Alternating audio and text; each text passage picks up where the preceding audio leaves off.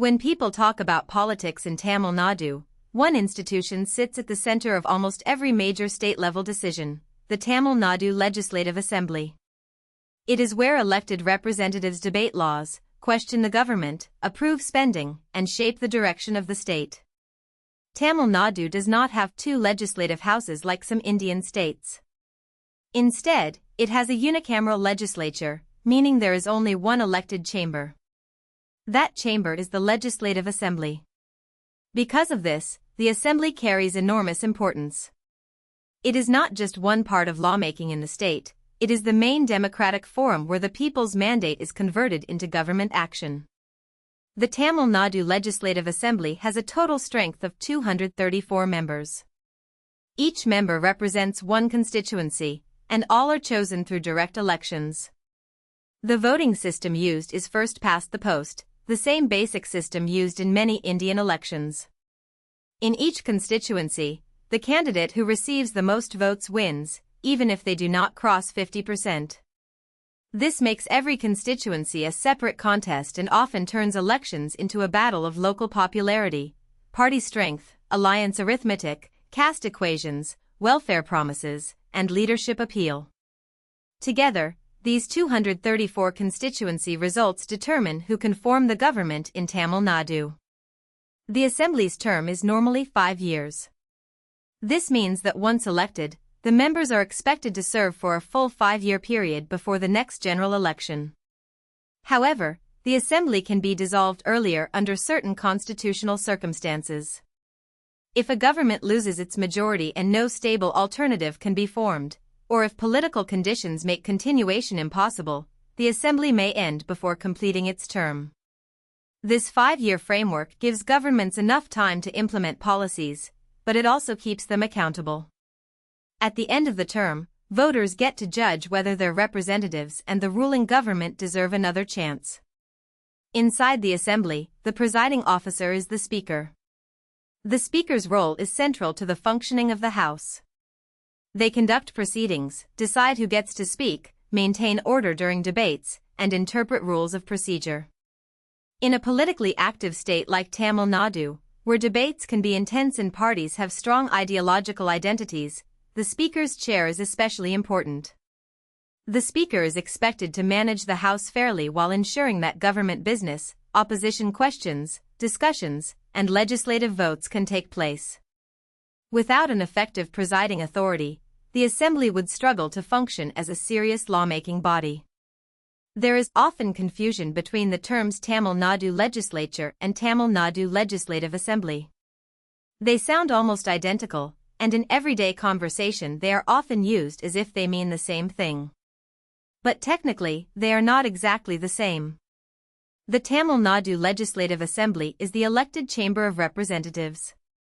The Tamil Nadu Legislature, in constitutional terms, includes the Assembly along with the Governor of Tamil Nadu. Since the state has only one chamber, the difference may seem small, but it matters.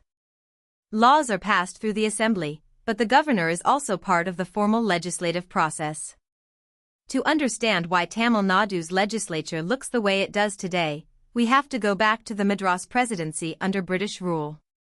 The present state of Tamil Nadu is a residuary part of that old presidency, which covered a much larger and more complex region. The earliest legislature of any kind for the presidency was the Madras Legislative Council, created in 1861. But it was not a modern democratic assembly. It began as a non-representative advisory body, meaning its role was limited and ordinary people did not directly elect it. It existed more to advise colonial administration than to represent popular will. A major shift came in 1919, when direct elections were introduced under the Government of India Act of 1919. This was also the period when diarchy was introduced in provincial government. Diarchy divided areas of administration between elected Indian ministers and officials answerable to the colonial government. It was limited and imperfect, but it marked an important transition from purely colonial advisory structures toward representative politics. Between 1920 and 1937, the Madras Legislative Council functioned as a unicameral legislature for the Madras Presidency. In other words, before Tamil Nadu had its current assembly, its predecessor region had a single legislative council playing the central legislative role. The next structural change came with the Government of India Act of 1935. This law abolished diarchy at the provincial level and created a bicameral legislature in the Madras Presidency. Bicameral means two houses. Under this arrangement, the Legislative Assembly became the lower house of the Presidency's legislature. This was an important step in the evolution of legislative institutions in the region. The Assembly now had a clearer representative identity, while the upper chamber formed the other part of the lawmaking structure. The system reflected the gradual expansion of electoral politics before independence, though it still operated under colonial constitutional limits. After India became a republic in 1950, the Madras Presidency became Madras State, and the bicameral arrangement continued. The first Assembly of Madras State was constituted in 1952, with a very large strength of 375 members. That number reflected the size and composition of the state at the time, before later territorial reorganization. In the early years after independence, state legislatures were crucial to building democratic habits. They had to translate the constitution into everyday governance, handle development demands, and respond to a newly empowered electorate. The Madras State Assembly was part of this wider democratic transformation in post-colonial India. In 1956, India reorganized states largely along linguistic lines, and the current territorial form of Tamil Nadu began to emerge. After this reorganization, the Assembly's strength was reduced from 375 to 206. This reflected the changed boundaries of the state. Later, in 1965, the strength was increased to the present figure of 234 members. This number has since become one of the defining features of Tamil Nadu politics. Every election is ultimately a race to control a majority in this 234-member house. The size is large enough to represent diverse regions, but compact enough to make majority formation clear and politically decisive. Another milestone came in 1969, when Madras State was renamed Tamil Nadu. With that change, the Assembly also came to be known as the Tamil Nadu Legislative Assembly.